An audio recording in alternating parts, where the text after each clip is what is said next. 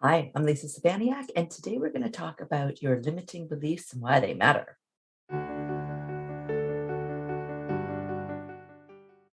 When I was younger, I believed, like so many other people, that I just wasn't worth it. I wasn't deserving of anything better. I wasn't good enough.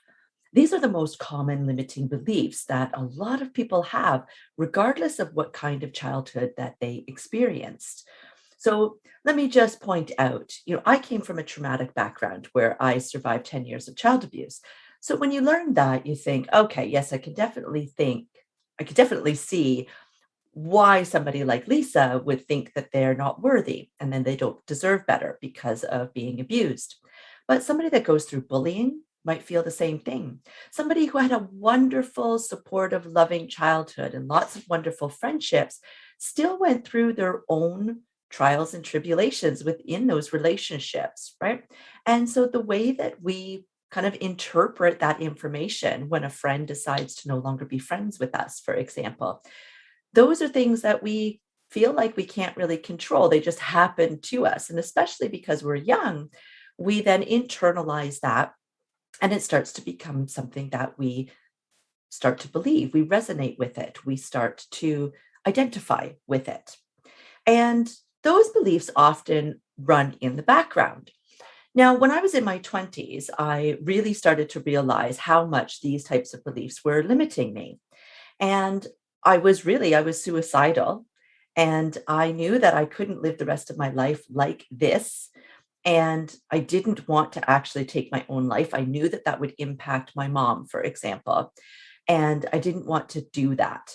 So I knew that something had to change. So I started working really hard and I spent a lot of years actually working on those limiting beliefs because this was back in the day before there were online coaches. I mean, online didn't exist in these days, right? And so you didn't have the same type of help that you have out there now, the same options available to people. So I was going it alone.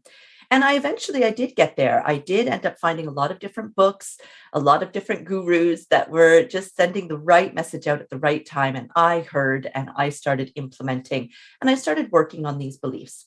But I started noticing at the same time something really key.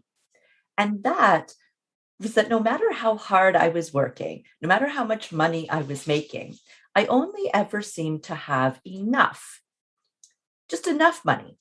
Even if you account for the holidays that I would take, right? I would budget for these things and I would make my dollars stretch like a lot of people do.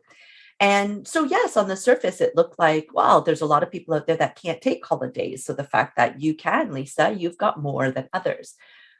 But compared to what I was able to earn, right? Compared to all of these beliefs that I had kicked through the front door on and, recognized they were there and adapted, I knew that I deserved better. I knew that I could have better. I knew that I was capable. I deserved it, that I was good enough to get more. But I still, no matter how much more I made, I just, let's face it, spent more as well, right? Like a lot of us do, without any real great thought to it.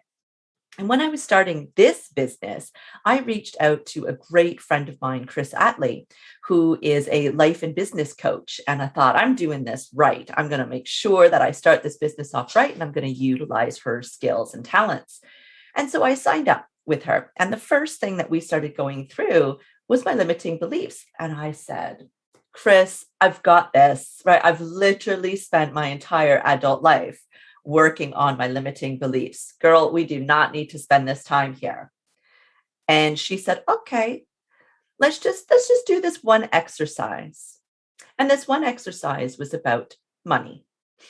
And I had never thought to look at a belief about money. I really, truly, honestly, hand on heart, thought that everything that was holding me back had to do with deeper, bigger beliefs about my value and my worth and my ability, etc.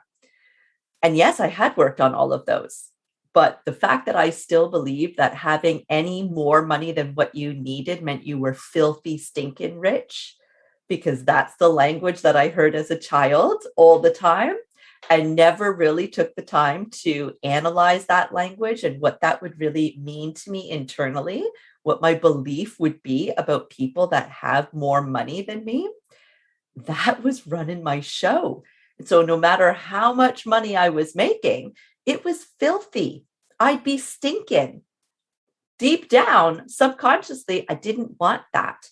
And so I would let that go. I either would sabotage myself so I wouldn't make as much, or I'd sabotage myself by finding ways to spend that money on frivolous things that didn't really matter, right? Things that I couldn't account for in my life. Like it wasn't a holiday, right? It would be things that really, when you look at it, I didn't really need to spend that money.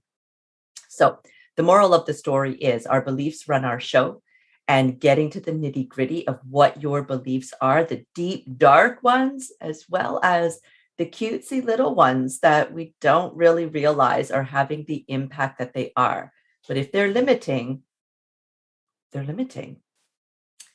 Luckily, I have a 3-day free masterclass.